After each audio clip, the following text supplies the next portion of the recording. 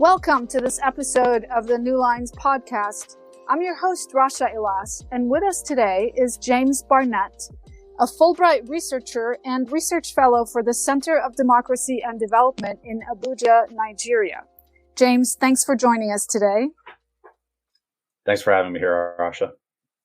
You wrote a riveting essay for New Lines magazine about the time you spent finding and interviewing bandits who operate in some of Nigeria's most remote areas. Why don't you start by telling us about the banditry crisis facing Nigeria today and how the violence affects ordinary people? Yeah, sure. Thank you, Rasha. The crisis is very kind of complex and in some ways very difficult to characterize. In various talks and publications or whatnot, I've kind of defined it as, a crisis of warlordism, a criminal insurgency with ethno-nationalist characteristics, if I want to be a bit tongue-in-cheek. But kind of to put it differently, essentially, so in northern Nigeria, in the northeast, you have this crisis with Boko Haram, these jihadists. That's kind of well established, been going on for 12 years now. A real, immense humanitarian tragedy and such. But that kind of clearly fits within the paradigms that I think Westerners are kind of familiar with looking at conflict, right? They're jihadists.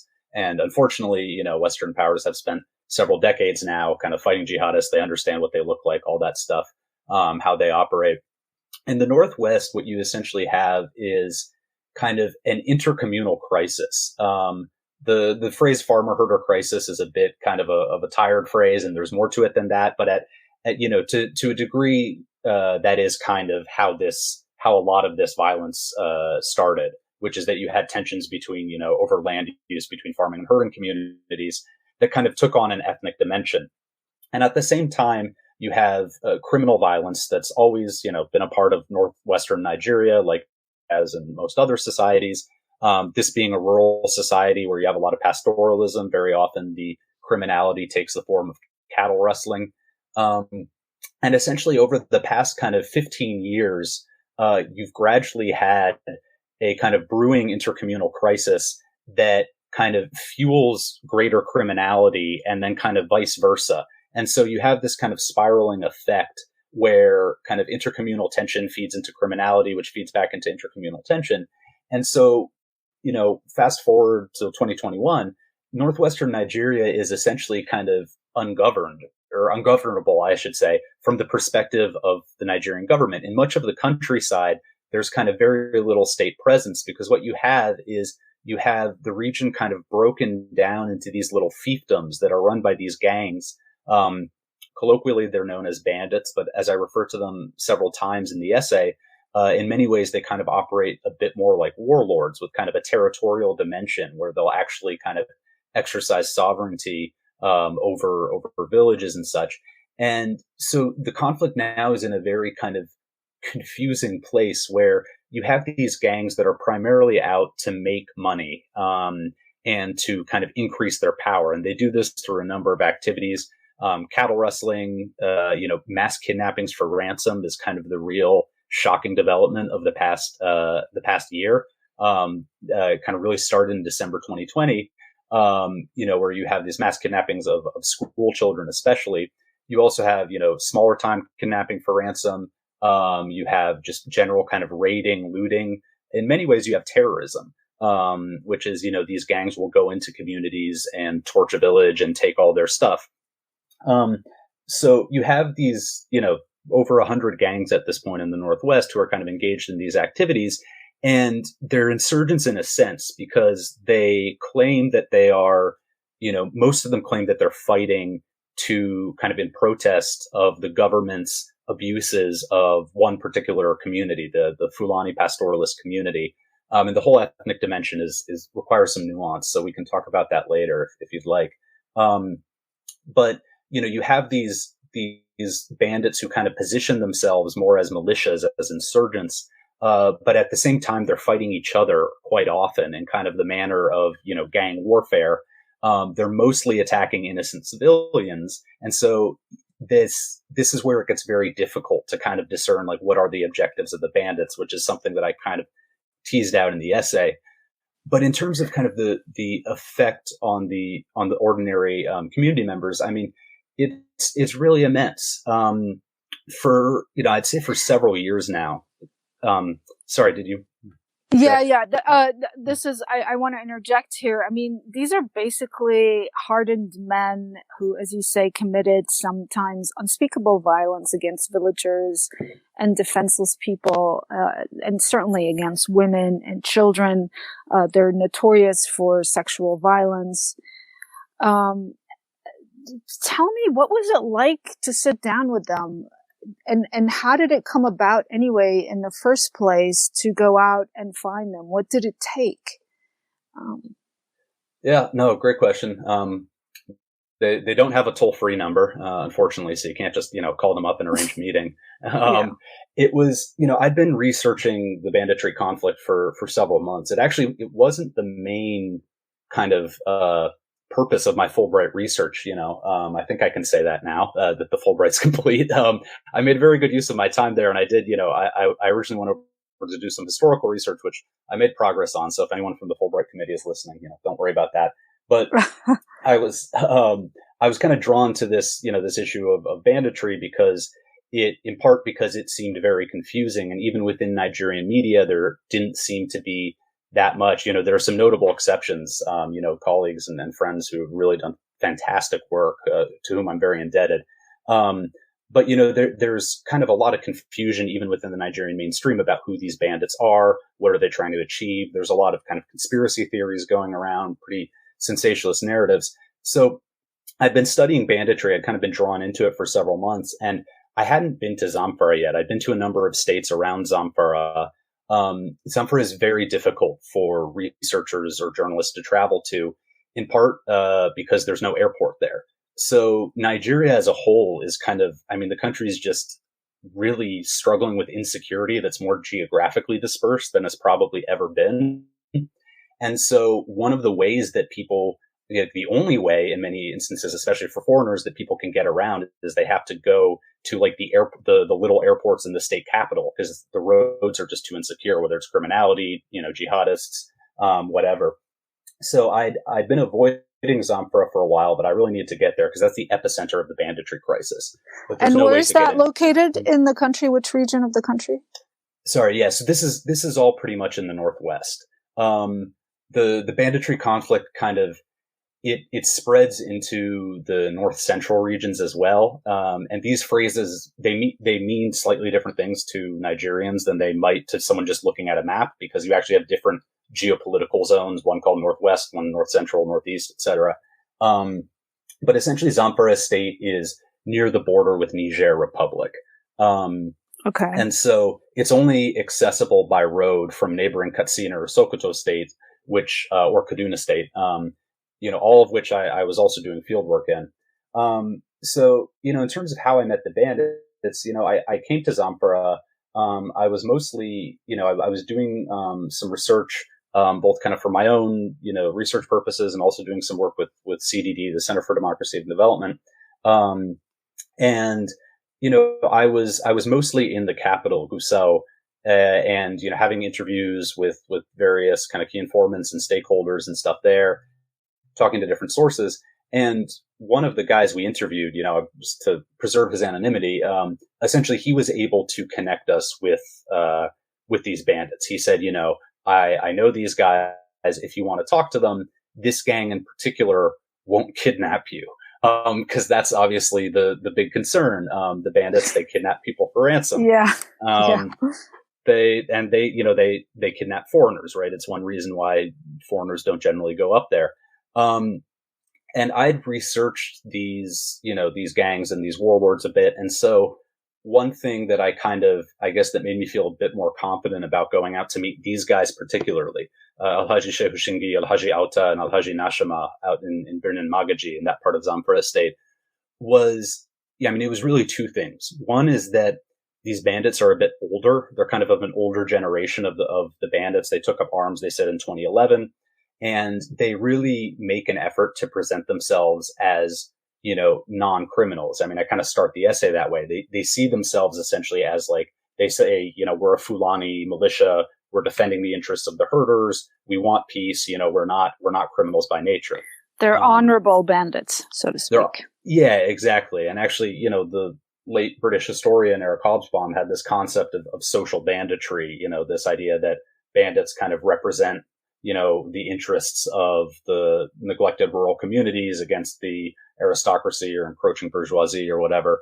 And I mean, I can safely assume that Alhaji Shingi has not read Hobsbawm, but he at least tries to present himself in that notion of like a community defender. He identifies with Robin Hood nonetheless. Yeah, kind of like that. So to speak.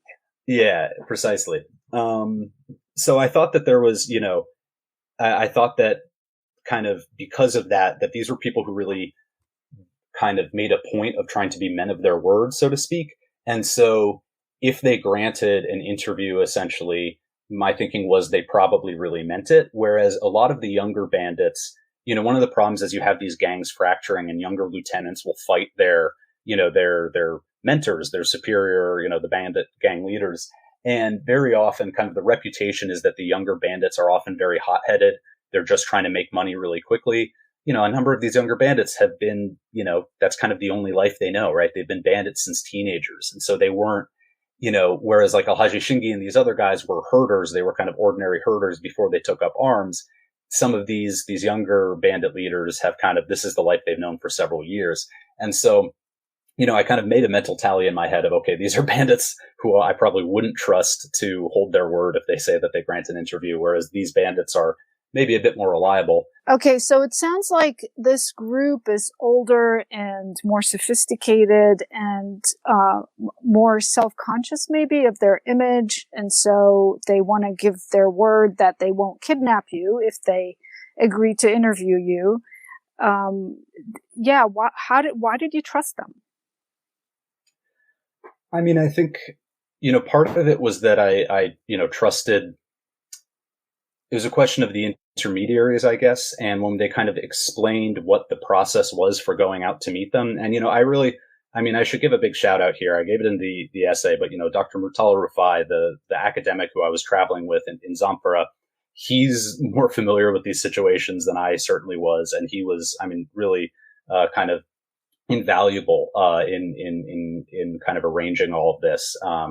And we're working on some research together, so I guess I'll tease that now. But he's a kind of a phenomenal intellectual of these issues of banditry, kind of tracing their roots and stuff. And so, him being at ease made me feel a bit more at ease in Zamfara for starters. But that said, he's also a real risk taker, and this was taking a risk. I won't deny that. But I kind of I calculated that it was in their interests. It was more in their interest to have a researcher or a journalist, and particularly a foreign one, kind of come in, hear out their grievances, as a way, in part, of kind of signaling to the governor, essentially, that they're looking for another amnesty, which is something that I address towards the end of the essay. But one of the kind of factors that I think really influences how the bandits operate, or at least certain of these gangs, is, they're trying to hold out kind of hope that there will be another round of these governor initiated amnesties that kind of often they include a degree of, subsidizing the bandits, in terms of, there's like a stipend or something. And so in some ways the bandits are often trying to position themselves in a way so that if there is a kind of an amnesty agreement, they'll be able to take advantage of that. And as they were kind of signaling to me throughout the day, saying all this nice stuff about Governor Matawale, who's the current governor, whereas, they were disparaging his predecessor, this Abdulaziz Yari. And so they were kind of signaling throughout the day, right? Like, okay, whatever we tell this guy, we hope it kind of gets out there so that, the powers that be in Zamfara right now kind of know who we are. They know we're powerful. They know they need to work with us, and they know that we're ready for some sort of agreement like that. So, there was a bit of that. Yeah, you're basically the foreigner, you're the white Westerner, sort of, and they want to use you as their emissary to deliver a message to the, to the world, to the local governments and so on. Yes, carry on. Yeah, exactly. And I think, I mean, I can't deny that the kind of the fact that I'm a foreigner also made me something of a prized object, or I guess a commodity. I mean, that was really the risk, right? Like, if they kidnap me, they could Yeah, ask for a lot of money for me. yeah, On the other exactly. hand, there's a certain, I mean, Alhaji Shingi clearly felt, and I think the others, they felt very kind of, impressed or honored that, they kind of saw it as I had come. And I think this was what our intermediary said, maybe to help kind of grease the wheels, was like, oh, he's come all the way from America. He really wants to meet you guys in particular. Um, Right. and, And you were something of a curiosity to them as well. I mean, at one point they ask you to unbutton your shirt and show them mhm, your tattoos. yeah. And they're thrilled. They're thrilled to learn that you also spent some time growing up on a farm. Yeah, exactly. Yeah. I mean, they were curious. Alhaji Shingi in particular, and some of his boys were just really curious to learn about the outside world. They've been in the bush for a long time. Shingi before that, he was not, a particularly wealthy or well-traveled man. I mean, he was, from what I can tell, right? I mean, he is an Alhaji. He was a pretty successful, um, herder, but he was not someone who, like ever traveled to the West, for example. And so he was very curious to learn about, I mean, to him, all the Bature are kind of, all the white people. He's wondering, like, are they all kind of one type of people, or are they, are there different nations, different tribes? Um, Yeah, those so were some amazing exchanges actually between you, which you touch upon in your essay. Tell us a little bit more about the preconceived notions that they had about white people. yeah, I mean, it really was kind of one of the more, I guess, interesting or somewhat surreal moments of the day. They weren't. It's hard to really know, I guess, what their preconceived notions were. But judging by their curiosity, right, they were very, like they were very pleasantly surprised to hear, for example, that I like knew a bit about cows, and they were asking me, Shingi was asking me, okay, do your parents, do they live in the city? Because I said, oh, well, I spent time on a family farm. So he's like, well, your parents are farmers. And then, I was like, well, no, they're not farmers. They live in the city. He's like, okay, but they have cows. And I was like, okay, well, how do I explain the fact of like, kind of like land tenure in the U.S. and, a farm purchased by my grandpa that we'd spend summers on and stuff like that. And, Mm-hmm. so, they were very kind of interested to learn, I guess, a bit about that, just about kind of the division of labor, or the political economy, if you will, of kind of Western countries.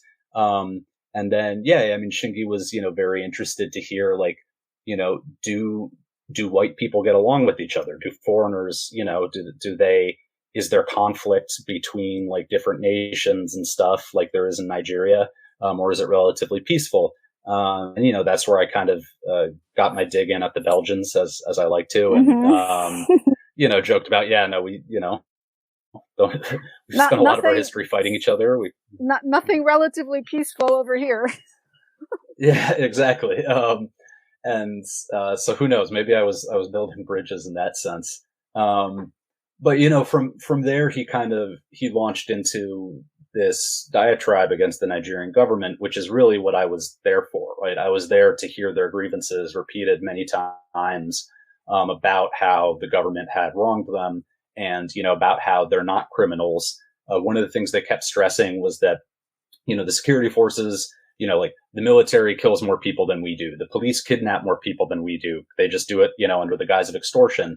The Yan Sakai, who are these local vigilantes that, ostensibly they're there to fight against the bandits. But one of the big problems in the Northwest is that they'll target any Fulani man they see.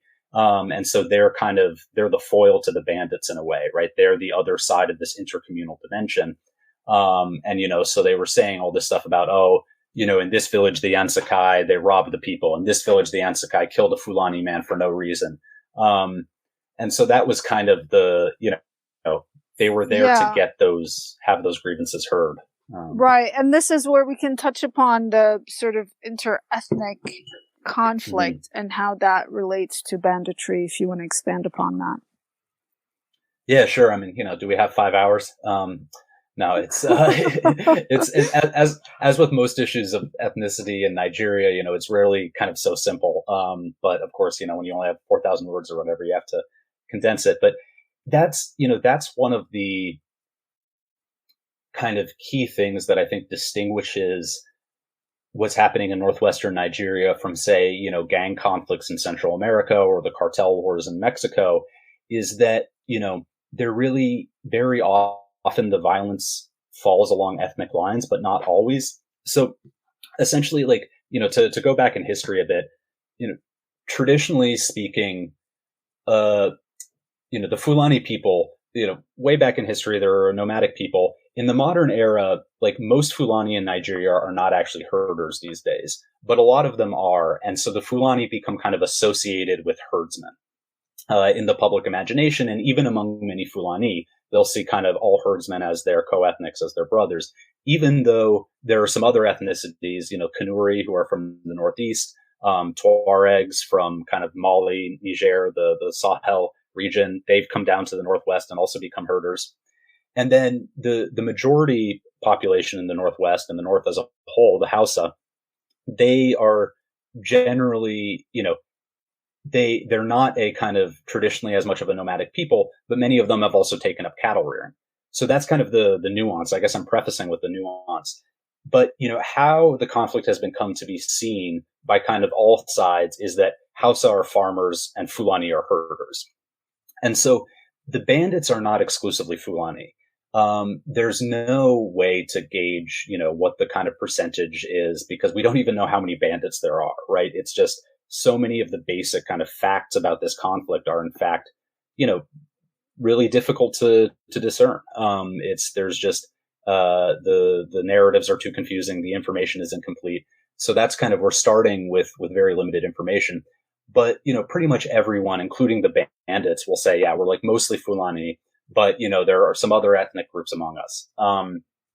Essentially, I was talking earlier about how kind of the conflict in the Northwest, it had these kind of reinforcing or self-reinforcing elements of, on the one hand, you had farmer-herder conflict. On the other hand, you had banditry.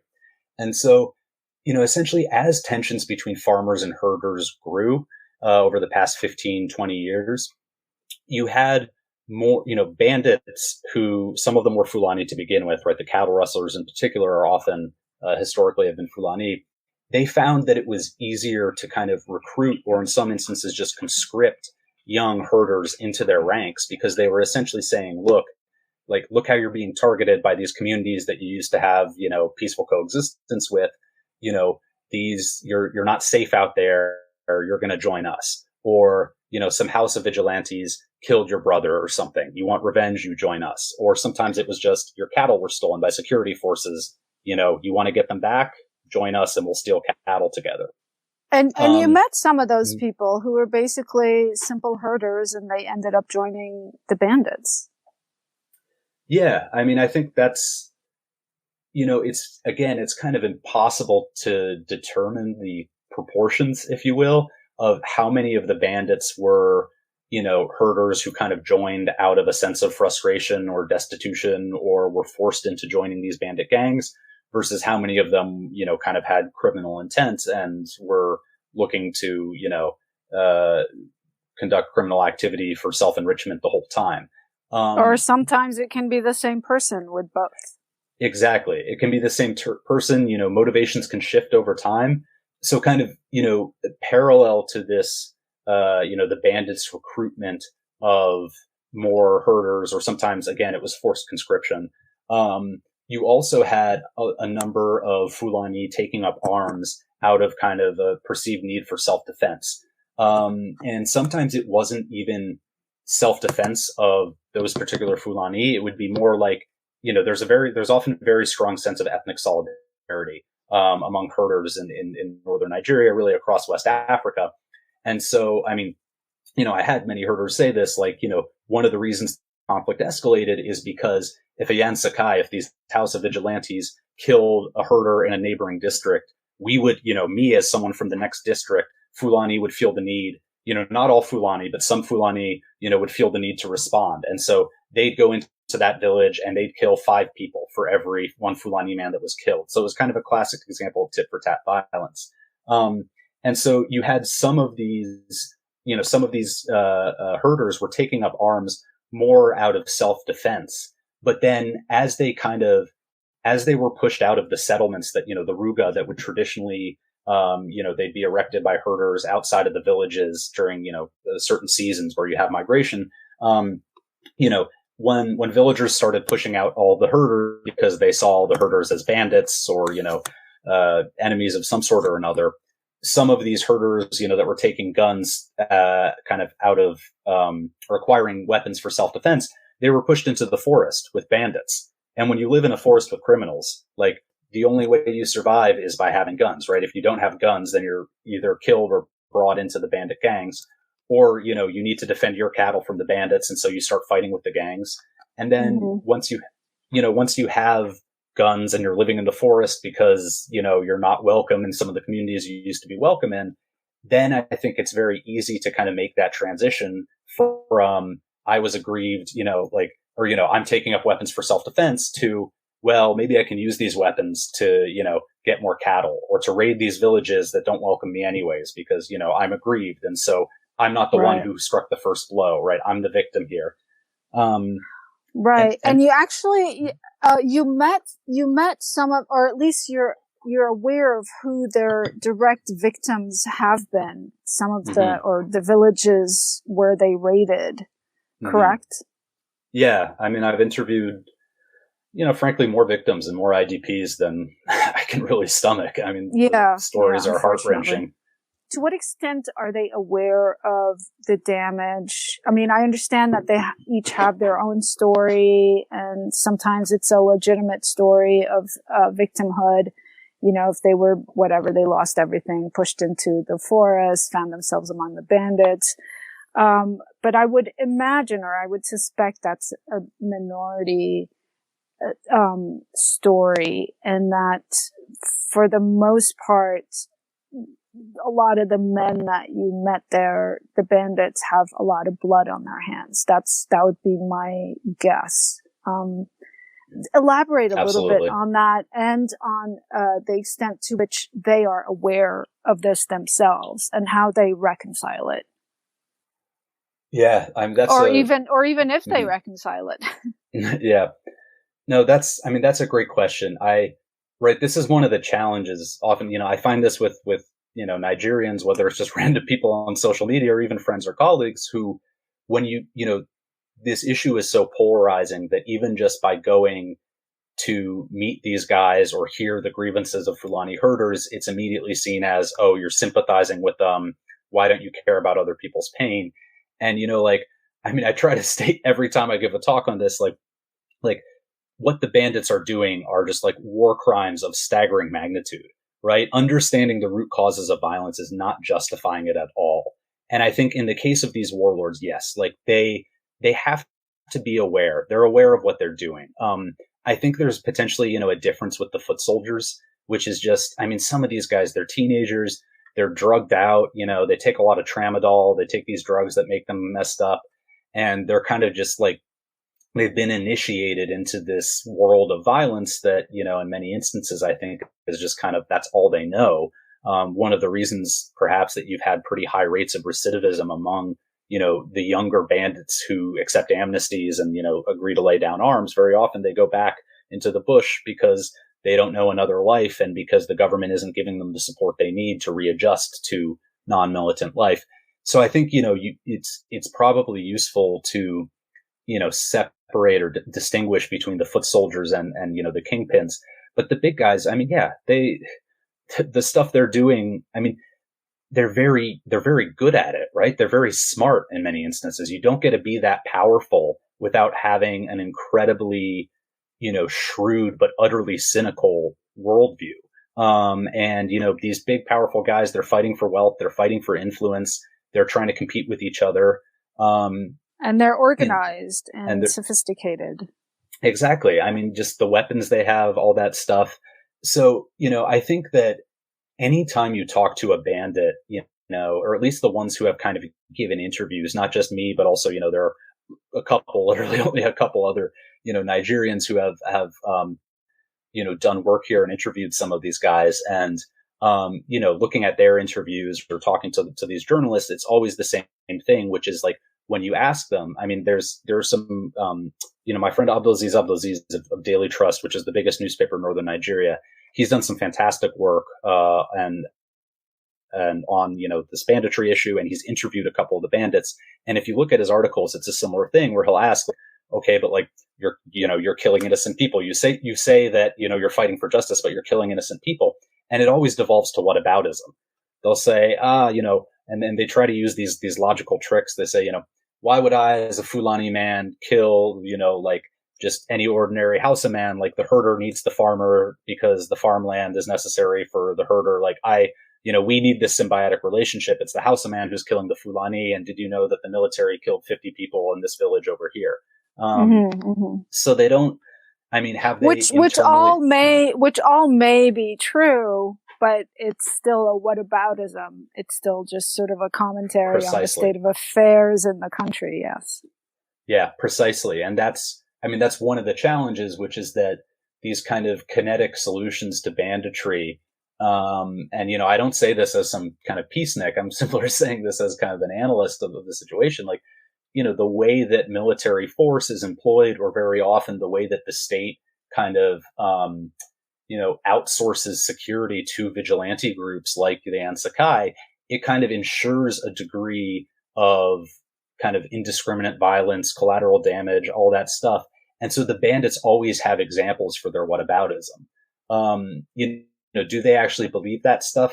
I don't know. I can't go into the minds of these people per se.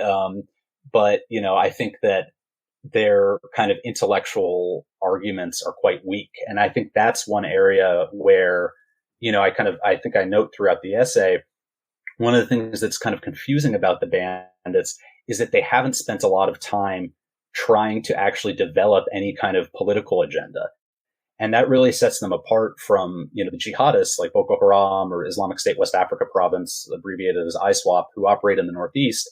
And just as means of a teaser, I'm going to have a long study out on that soon with some of my colleagues. So, everyone keep an eye out for that. Okay. But, like the jihadists, they have a coherent ideology, political program, political economy. That doesn't mean that it's always, implemented in a kind of coherent manner. There are always exceptions. It's difficult as insurgents. The commander doesn't always have control over his other units. Even ideologically driven insurgents have to be very pragmatic, which is actually one thing that really kind of defines the nascent relationship between bandits and jihadists. So I'm not saying that they're like, unblemished, ideologically pure, but you ask jihadists what they want, they're pretty clear. People like me don't really get to ask them, right? If I went into the bush, that would not end well to interview Boko Haram. But they have a pretty coherent agenda, which is, we're going to replace like the Westphalian state system with this Islamic State, and we're going to do it this way, and this is how we're going to order our governance, and this is how the economy is going to work. And of course, you have models with the caliphate and air quotes over in Iraq and Syria. Whereas the bandits, they don't, if you ask them like, okay, what are your political objectives? What do you want? They all say, oh, we just want it to be like the way things were. And actually, in that sense, again, they kind of tie into this notion of how Hobsbawm defined social bandits as, I think he called them revolutionary traditionalists. And that was, one of the, and that really does come through in all the interviews, both the ones I've conducted, but also the other interviews I've seen with bandits, where, it's like, okay, what do you want? They're like, oh, we just want things to be simple like they used to be. A herder could travel from one area to another without being harmed. The police and the military, they wouldn't, harass people. There wasn't these issues over farming and grazing land. And so that's where, the fact that. And were things ever really that simple? Of course, this is it's with, they're nostalgic, right? So they're looking at things with a bit of rose tinted glasses. Certainly, farmer herder conflict is not new.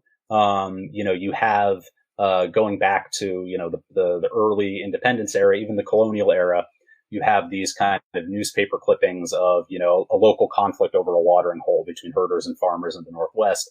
banditry itself is age old. Even the treaty that Lord Lugard, the British administrator of Nigeria was originally two colonies. Before 1914, it was amalgamated, the South and the North. And one of the justifications that Lugard used in this treaty was he was talking about, banditry and cattle rustling in the northwestern states, I mean, really across the North. And so, we needed to consolidate to improve security or whatever. So like there have always been issues, but where, and sometimes the bandits are nostalgic for in one instance, this one bandit, he's always talking about Sani Abacha, who was this brutal military dictator from 1993 to 98. So, things were not, perfect back then. But on this question of how, just the degree of instability, the degree of violence, and I think particularly kind of the ethnic dimension, in that sense, things did used to be a bit better. Hausa Fulani, like if you're reading about Nigeria, it'll very often say, the big three ethnic groups. You have the Yoruba in the southwest, the Igbo in the southeast, and then the Hausa Fulani in the north. And the Hausa Fulani, they're not one ethnic group. They're distinct ethnic groups, but there's been so much assimilation over the years, really beginning in the early 19th century when the Fulani came in and conquered a lot of the Hausa Emirates. And so, in many ways, people did used to identify more with that kind of joint ethnicity. At least that's the impression I get talking not just to bandits, but to everyone in the North. And, reading books and articles and stuff from that time, which doesn't mean that people didn't know, oh, someone is Fulani, or like someone's mother's Fulani, but just that it wasn't, it wasn't as salient. It wasn't as important, those distinctions. And I think that the kind of the increasing, the scale of farmer-herder conflict, whereas it used to be, one farmer and one herder or a few farmers and a few herders had a conflict, a dispute, and they would often resolve it through these kind of traditional conflict resolution mechanisms. The head of a Fulani, pastoralist clan and the village chief would go and, have a tete-a-tete, and then they'd, come to a resolution about, okay, the herder has to pay this much to the farmer whose crops he trampled on or whatever. So, there were disputes, but they tended to be much smaller scale, and they tended not to have kind of the primacy of ethnicity, to feature that question of he's Fulani, he's Hausa, they're my enemy. So in that sense, the nostalgia is not totally misplaced, but, they have no agenda for actually doing this, right? They don't say, sometimes the bandits will boast, oh, we're going to go to Aso Rock, which is the big, where the presidential villa is in Abuja. But they're not, if they had unified together by now, they probably could have taken Abuja, right? I mean, they would be so much more powerful if they were unified, but they haven't. And so that kind of suggests that the political grievances in many instances are, they're less of the driving factor than kind of the individual interests of kingpins. Right. And that they operate more like gangs or sort of, individual mafia-like groups, guarding their own territory. Precisely. Yeah. And oh, go ahead. Sorry. No, I was just going to say, there is the conflict is constantly evolving. And so the one kind of caveat I have here is that, it's very important to look at, to try to keep a pace with developments. I mean, frankly, even just between, late August when I went into the bush to interview these guys and now, there's been, essentially 2 months or 3 months of like pretty, intense restrictions imposed by the state governors in the Northwest, shutting off the cell networks, banning sales of fuel in jerry cans, which, that's something that the bandits use because they'll send someone into town to buy fuel in a big can and then take it out in the bush. Closure of livestock markets, which is where the bandits sell a lot of the cattle they rustle. And so one of the interesting things is with this, with these kind of intense measures, imposed on the bandits, a lot of the bandit gangs, or a number of them, have started cooperating a bit because they kind of realize that that's what they need to do in order to circumvent these measures. And so a lot of the bandits now, they're talking in much more terms of like, we're unifying, we're going to topple the government, all that stuff. And on a tactical level, you do see a degree of unity between, a bit more unity between these gangs. The biggest instance, these guys, Turji and Halilu, who had kind of been rivals up in Shinkafi in the northwestern part of Zamfara, they've recently started cooperating. So it's kind of one of those things that you always got to, yeah, it's one of those things you got to keep an eye out on. And actually, Dr. Rufai and I, the guy who helped me through all my research in Zamfara, we recently wrote a piece on this, looking at the impact of these anti-banditry measures. And one of the challenges is that actually it's kind of pushing some of the gangs to cooperate, which isn't good. But yeah, and what's the government's response to that? Oh, well, I mean, the government's response is lacking nuance, I would say. And I think one of the challenges in the Northwest has been that, the left hand doesn't talk to the right hand. Within the government, you mean? Within the government. And there's tends to be a divide between the state governors and the federal government, and sometimes even between governors. So, these amnesties that have occurred in the past for the bandits, where bandits, swear on a Quran that they're no longer going to do banditry, and they, hand in some AK-47s. There's a big ceremony, and then most of the time the bandits go back to fighting pretty shortly thereafter. These amnesties have not been initiated by the federal government. The federal government's policy has always essentially, been quite militarized, especially since the middle of the 2010s, which is, these guys are criminals, terrorists, kill them, arrest them. But it's the state governors who have kind of, frankly, they're the ones who are more at risk, and they're seeing every day what this conflict is doing. And so when the bandits get too powerful, they've offered these amnesties. But very often there's an issue where, one state governor will announce an amnesty. So, for example, in like 2018, the Zamfara governor announced an amnesty at the same time that the military was launching a big, aerial bombardments and stuff against the bandits. And so there's kind of that disconnect between state and federal level, between the different state governments, right? Because some of the governors take a much harder line on banditry. They say, we're not going to give amnesties, we're not going to negotiate ransoms. And so the problem with the bandits is they operate along the kind of internal borders of Nigeria. They operate on the seams between different states. And so, there's a policy in Zamfara state, and that affects a bandit gang one way, but the gang also operates in neighboring Niger state. So it's been very difficult to get a coordinated response.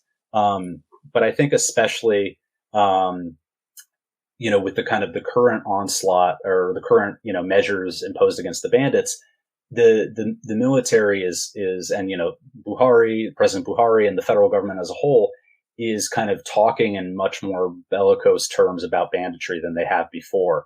And one of the big kind of, developments really just the past week, I think it was a federal high court in Abuja, declared the bandits terrorists, which in practice is very difficult, right? Because, it's not like they said these specific gangs are terrorists. They said, the bandits are terrorists. It's a similar issue we had when, Trump wanted to declare Mexican cartels terrorist organizations. And it's like, okay, but like, how do you even define which is a cartel and which isn't? Right. Yeah. But that, one of the reasons the military did that, I think, I should correct myself. It was a federal high court that made that prescription. But the prescription was one that the military, particularly has been pushing for a while, as well as a lot of politicians. And I think one of the reasons the military really wants that is because they don't want their hands tied, particularly by these clauses in the America's sale of certain military aircraft to the Nigerian Air Force. So we sold these Super Tucanos to them. It was a big multi-year saga because, originally the sale was proposed, then it was postponed over concerns about the military's human rights abuses and, particularly the Air Force and, indiscriminate bombing and stuff. And so there were clauses in the contract, essentially that said, these Super Tucano aircraft were giving to the Nigerians. They should be used for counterterrorism purposes, which means, fighting Boko Haram, ISWAP in the Northeast. And the military was really trying to push for these bandits to be labeled terrorists so that they wouldn't have any constraints on what kind of responses they're taking in the Northwest. That's very interesting. Yeah. Yeah. So it's, the response has been very militarized, but as I kind of allude to at the end of the essay and describe in more detail kind of elsewhere, is the military faces a lot of challenges just because it's very overstretched. It hasn't had a very robust permanent presence in the Northwest. It kind of enters, then leaves, or, increases deployments, but then bring those troops back. So they don't always have great, intelligence gathering on the ground, identifying who's who. And, frankly, I just don't know if I don't know if a leadership decapitation strategy is going to work when you have 100+ gangs, and each time you kill a leader, the gang just splinters into other gangs. So to what extent would you say there's corruption within within the government with regards to bandits? Are there any elements within the government who receive kickbacks from kingpins, perhaps, or is there sort of a nod and a wink agreement with this group versus that group? To what extent might these things be going on in the background? Yeah, great question. The simple answer is yes. There's a lot of corruption in Nigeria broadly, also in the Northwest. To make it a bit personal for a bit, I sometimes felt more concerned about my safety in Gusau, the federal capital, or on the roads than I did when I was out in the bush with the bandits, because there are just so many people. One of the things that becomes very clear when you're interviewing people in Zamfara is just how many, it's not just the bandits, right? There are so many people who are willing to settle disputes or enrich themselves or gain power through the use of force. And it's very often kind of covert or whatever, but just to take one example, a source that I interviewed in Gusau, who was very good and interviewed him several times, he's an incredibly sketchy man. He's a good source for, this type of stuff because he has lots of information I was able to corroborate. But he's kind of at the center of all these different feuds between individuals, whether it's like politicians, bandits, different power brokers, I guess I should just say. And shortly after I interviewed him one night, within an hour, there was an assassination attempt on him just near where we were interviewing him. Wow. So it's the whole thing is pretty murky, frankly. In terms of the corruption, you hear a ton of allegations, a ton of accusations. Not all of them, most of them have not been proven or seriously substantiated. But there have been instances.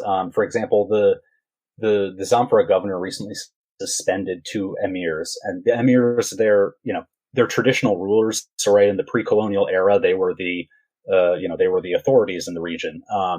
And, they would be kind of suzerains of the Sultan, but they were the local authorities. And then in the colonial era, they were co-opted by the British through the system of indirect rule. And in the post-independence era, essentially, these emirs don't have really any kind of legal power, but they hold a lot of informal influence, and some of them are pretty wealthy. And so one emir, for example, has been implicated in the killing of a prominent Fulani man way back in 2012, over essentially a kind of a personal dispute. And, he wanted some cows from this influential herder. And so he co-opted some of these vigilantes into, staging a hit on this influential herder in the middle of the market one day. And actually that incident was like a real catalyst in some ways. That was a bit of an inflection point in this conflict. Because in response, because this herder was so influential among Fulani across, northern Nigeria and Cameroon, you had a number of local herders and his relatives essentially engaged in these disproportionate, retaliatory, brutal attacks on several villages where the vigilantes who'd killed this herder, they attacked the villages where those vigilantes were from and killed over 100 people almost. And so corruption in the security sector, corruption among local politicians, corruption amid among traditional rulers it's definitely been a driver of conflict and exacerbating grievances. And, the bandits now, I mean, they're power brokers. And so very often the local officials have to negotiate with the bandits just to open up the market, you know? So Yeah. there's a lot of contact, in fact, between, the authorities and bandits. They just try to keep it, quiet, and then it leads to all these problems because, it creates the conditions for murky dealings, if you will. Right. And it doesn't sound like the problem is going to go away or even dissipate anytime soon. It sounds like, lawlessness, corruption, conflict over resources, as it may become more and more intertwined with multi-ethnic conflict.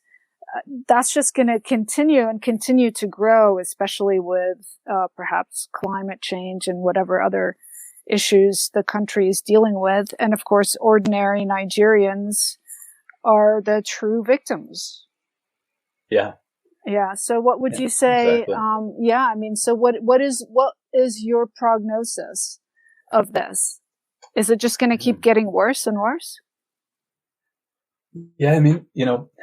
My prognosis is very bleak. I think especially this coming year, 2022, I think is going to be rough, not just in the Northwest, but kind of nationwide because, the country's gearing up for elections in early 2023. So next year is going to be election year. It's a de facto election year.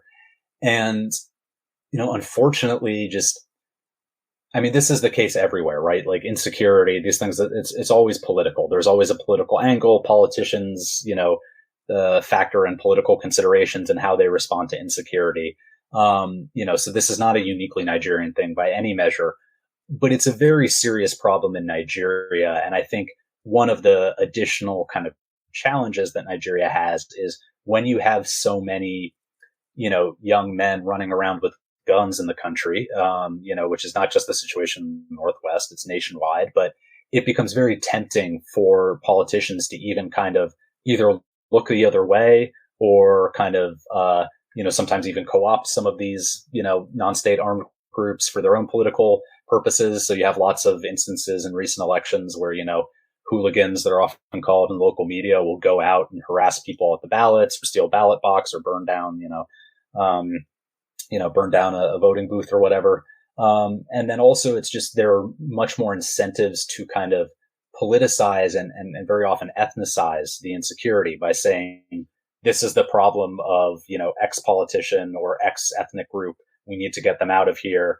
This has been a real issue in the middle belt states and the north central states where there's much more of a religious dimension because the population is more mixed, Muslim, Christian. So I think in 2022, things will probably get worse in some ways just because the political and the electoral considerations are going to be so much stronger for, for the authorities, both at the local level, the state level, the federal level. That doesn't have to necessarily be a bad thing. In the case of Boko Haram, the previous president, Goodluck Jonathan, way back in the mid 2010s, he was kind of holding off on fighting Boko Haram in part for political reasons, and then launched a big offensive against them right before the elections, which, wasn't enough to gain him re-election, but it did help push back, Boko Haram and improve the situation a bit. So that could work to the benefit of security, but my inclination is that it probably won't, because there are so many other instances where politicians just kind of cynically used conflict and insecurity and social divisions in an election year as, a political cudgel one way or another. Mm-hmm. So. Yeah. And what about the younger generation? Would you say there's more awareness of this among younger Nigerians and sort of a renewed resolve to address these issues, or is there more sort of, a state of apathy? Yeah, that's a great question. I think here there's a really big kind of, class divide, regional divide, so social divide, really. I guess, that's to say, urban, younger, relatively educated, even not particularly well educated Nigerians, but just, I think those who kind of have the resources to mobilize, really are, making, a big point about this. And you see it all the time in social media, but then also, of course, you had these big, these massive protests across the country, but particularly in Lagos and some other southern states in 2020 against police brutality that were, they were very inspiring, and do show, that the younger generation, there is a significant portion of them who are very attuned to these challenges and trying to look for solutions. And they're tired of the tribalism of both politics and also, among different regions, religions, ethnicities. But the IDPs I talk to, or the young boys in the bush with the Haji Shingi, like they just don't have that, power. They don't have that luxury to kind of, they're trying to scrape by. They're trying to survive. Their world is totally different. Right. And so I think it's all well and good to talk about the power of the youth. And, yes, I mean, that can be a huge advantage. It could be a huge advantage for Nigeria and all this stuff. And I mean, I live in Lagos, right? I see kind of the dynamism and the potential that you have in all the, whether it's culture or technology, you have all this potential there among younger Nigerians.